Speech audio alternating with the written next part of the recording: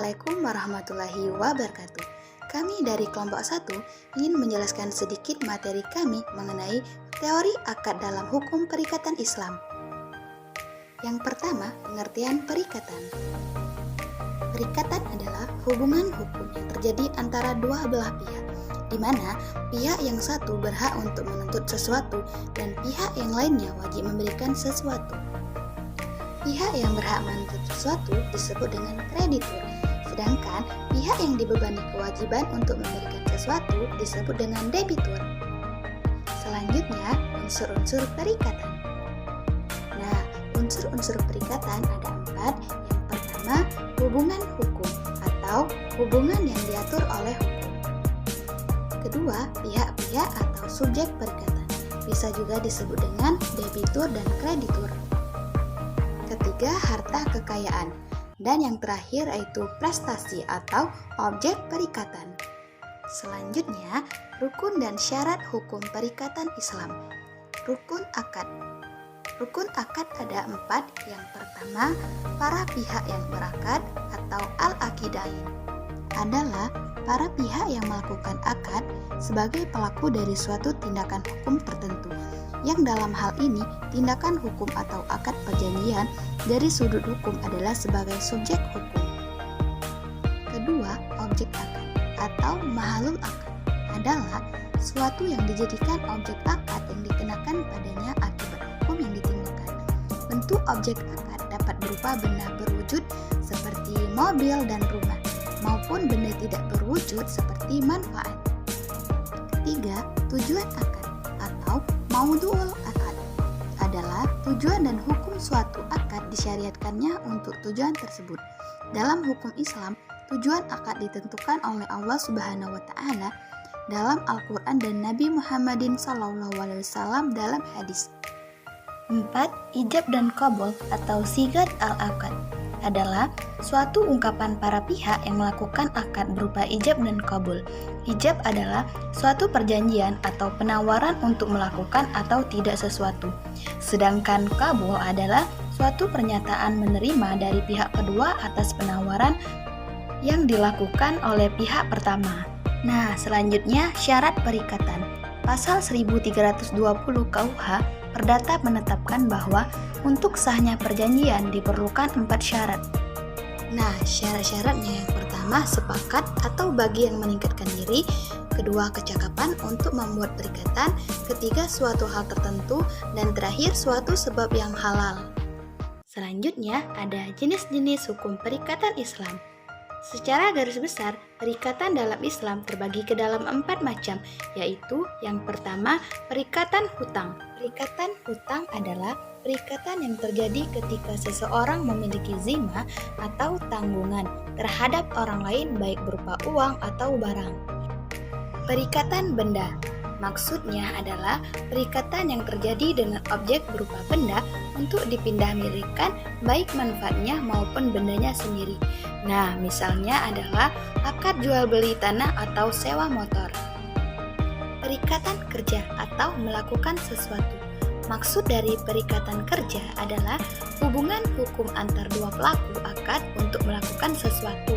Sumbernya adalah akad istina dan ijarah.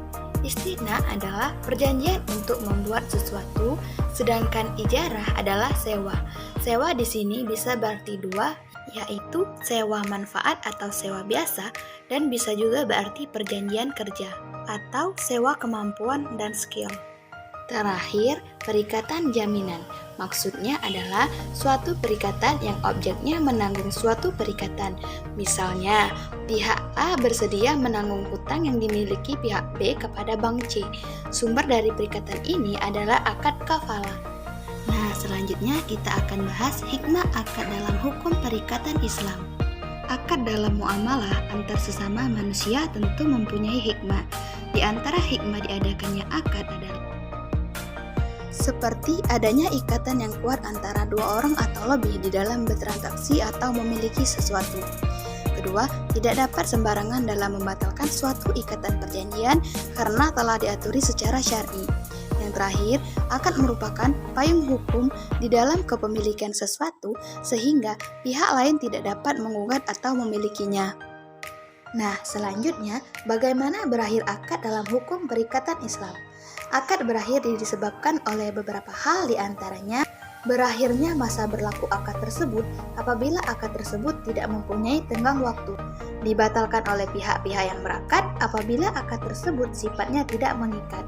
Dalam akad, sifatnya mengikat, suatu akad dapat dianggap berakhir jika jual beli yang dilakukan fasad, berlakunya kisyarat, taib, atau rukyat.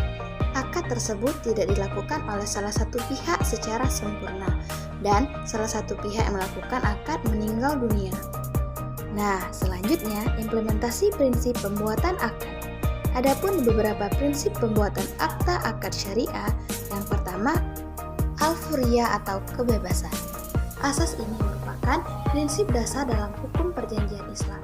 Dalam artian, para pihak bebas membuat suatu perjanjian atau akad. Musawamah, persamaan atau kesetaraan. Asas ini mengandung pengertian bahwa para pihak mempunyai kedudukan yang sama, sehingga dalam menentukan term and condition dari suatu akad atau perjanjian, setiap pihak mempunyai kesetaraan atau kedudukan yang seimbang. Al-adalah atau keadilan. Adil adalah memberikan atau meletakkan suatu dengan proporsinya atau tempatnya.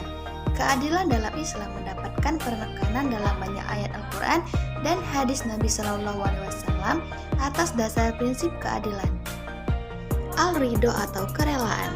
Prinsip ini menyatakan bahwa segala transaksi yang dilakukan harus atas dasar kerelaan antara masing-masing pihak. Harus didasarkan pada kesepakatan bebas dari para pihak dan tidak boleh ada unsur paksaan, tekanan, dan penipuan. Asidik atau kebenaran dan kejujuran, bahwa di dalam Islam setiap orang dilarang melakukan kebohongan dan penipuan, karena dengan adanya penipuan atau kebohongan sangat berpengaruh dalam keabsahan perjanjian atau akad. Al-kitabah atau tertulis, bahwa setiap perjanjian hendaknya dibuat secara tertulis. Hal ini penting dilakukan untuk kepentingan pembuktian jika di kemudian hari terjadi sengketa. Nah, yang terakhir, contoh susunan akta perjanjian. Dalam membuat perjanjian atau kontrak, harus mempunyai anatomi perjanjian atau kontrak yang jelas, agar dapat dipahami oleh para pihak yang membuat. Anatomi perjanjian atau kontrak yang digunakan dalam bisnis yaitu memuat kepala perjanjian atau kontrak, komparasi atau preambli, latar belakang atau resital, kalimat penghubung, substansi perjanjian atau kontrak, klausul penunjang, penutup atau testimonium, dan terakhir lampiran.